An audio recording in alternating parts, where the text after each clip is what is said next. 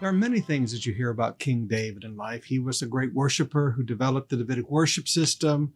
You always hear about Bathsheba. People always remember our negatives more than our positives. But I want to look at three truths that we don't normally think about with King David. In our text today from 1 Chronicles chapter 15 and 16, I want you to notice three great truths. First of all, the greatest truth about King David was that personally, he was a worshiper. Look at verse 25 and 26 of chapter 15. Then David and the elders of Israel and the generals of the army went to the house of Obed-Edom to bring the ark of the Lord's covenant up to Jerusalem with great celebration. And because God was clearly helping the Levites as they carried the ark of the covenant, they sacrificed bulls, 7 bulls and 7 rams. Then look at verse 29.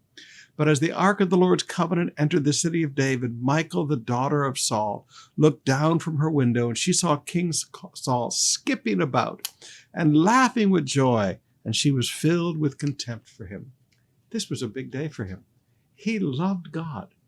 And to bring the ark of the covenant up back to the city of Jerusalem was part of a thing in his heart to build a temple for God in Jerusalem. He was so excited about it. He was joyful and he was worshiping. Now, you're going to find there's a lot of people in life that want you to be dignified, just like King Saul's daughter. They want you to be dignified. Remember your station in life. Remember, no, when you're before God, there's one thing you need to remember. He is God, and he is worthy to be worshiped.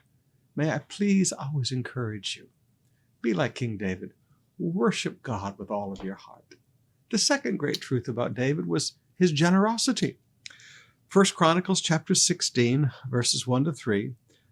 They brought the ark of God and placed it inside the special tent David had prepared for it. Now, it's not in the tabernacle of the wilderness. That's set up down at Gibeon, and that's where the altar was and where the sacrifices were done. But this was a special tent that David set up.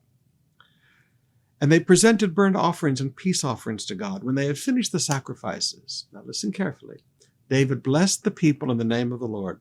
Then he gave every man and woman in all Israel a loaf of bread, a cake of dates, and a cake of raisins. He gave every citizen of Israel a gift from the king. Now, beloved, we forget David's great generosity of heart. Remember, this is the king who at the end of his life emptied his personal treasuries. I mean, please, Solomon took over a broke kingdom, all right? I mean, when Solomon took over, there wasn't much left because David emptied the treasuries of a king to build the house of God. David was a man with a great, generous heart. And the third characteristic, he cared for his family. In chapter 16, verse 43, then all the people returned to their homes, and David turned and went home to bless his own family. Okay? I blessed all the people today. I'm not going to forget my own family. He returned to his own home and blessed his family.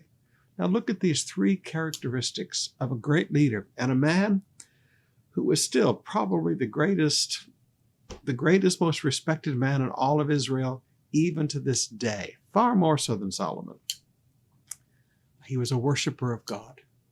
He was a generous man, and he was a man who cared for his own family. Great truths for all of us today.